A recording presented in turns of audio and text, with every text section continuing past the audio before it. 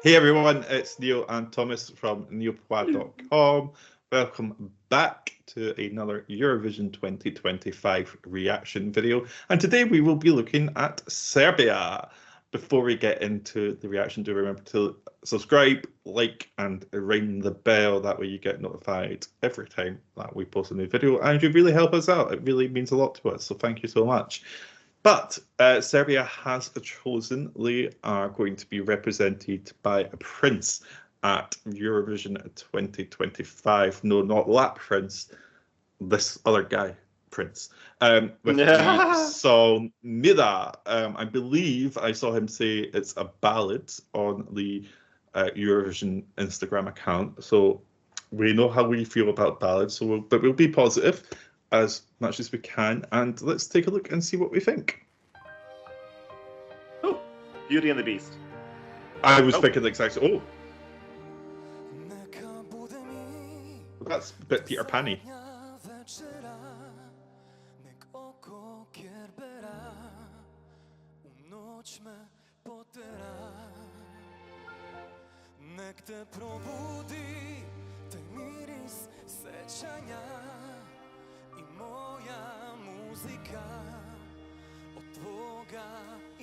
Oh, hello, arms. Yeah. Sorry.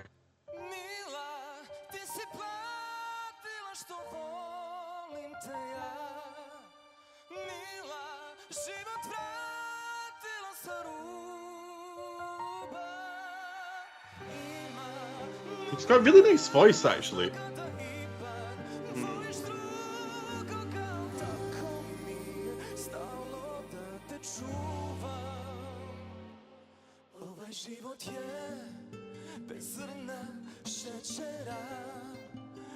I like the guitar bit.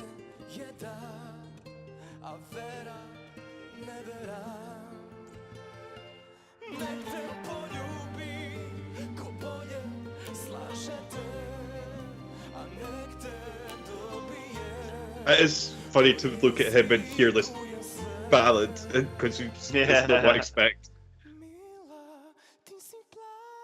He's a bit like Thor. Mm.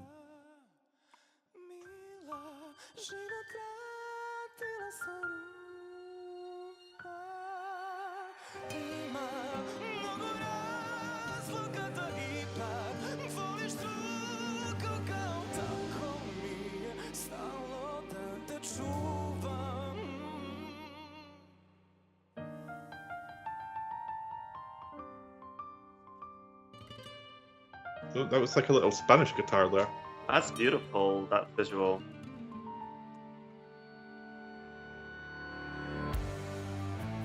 Oh. There's a lot of drama being added in here. Yeah. I'm dizzy just watching this. As befits a Balkan ballad, I think.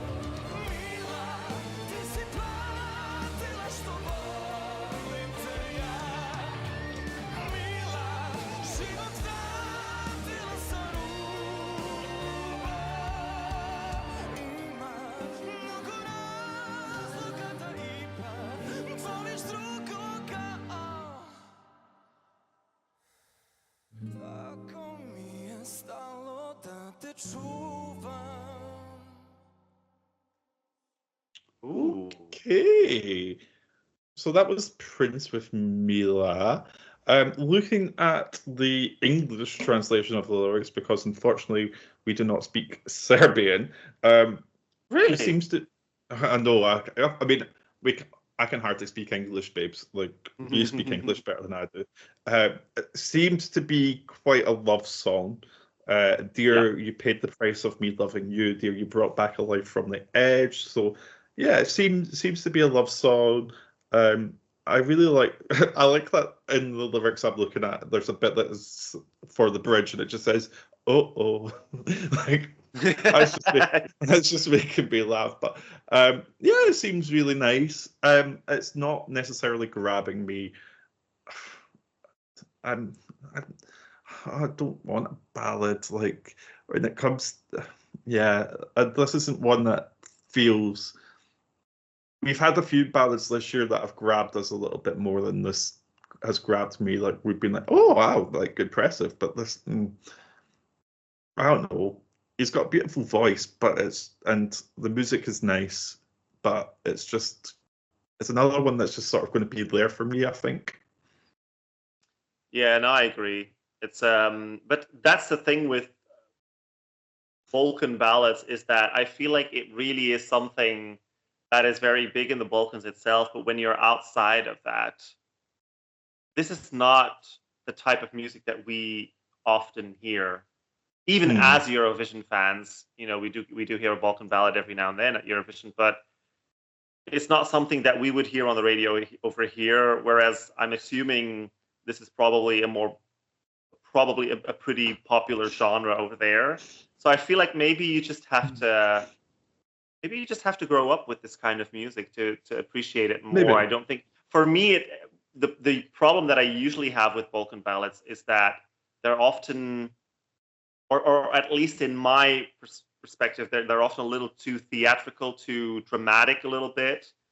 And I like some drama as much as the next person, but this performance as well, it just feels a little too dramatic for me. And if we're looking at Balkan ballads this year, we've got Montenegro also singing a powerful ballad. That one grabbed me a lot more. Hmm. That might just be due to the melody. Maybe I just like the melody of that song a bit more. Um, or maybe it's just her that pulls me in more. Maybe. What are you doing? I moved my foot and something fell. Um, yeah. I also feel like I'm not really qualified to judge this entry. I feel like whatever I'm saying is probably going to perceived as mean, or as I don't know what I'm talking about. I don't know what I'm talking about. This is just not Yeah. something that we grow up with. This is not something that we hear a lot. So I feel like I'm not the right person to judge this. I think Well, for it's what just it is, fantastic when we've got a reaction channel on YouTube. yeah, I feel like for what it is, it feels quite typical. Hmm. It sounds like it has a very typical Balkan ballad build. I did like the visuals, especially Oh, there was a the part where the floor LEDs were really beautiful. I just like the start of the song with the moon and like him sort of like sitting in sort of like a half-shaped moon.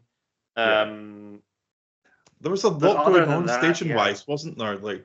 And I understand why we had the aerial artist because there was a whole point of the song where it was just instrumental for a good bit. So you need to fill that up. You can't just have him standing there and he can't.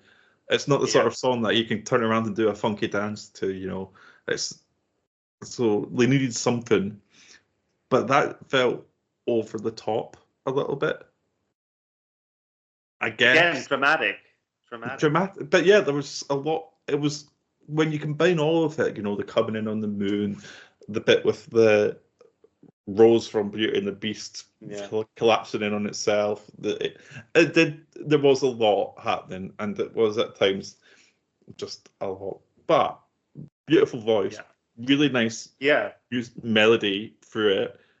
It's just again a little bit of something missing for me to fully grab me in.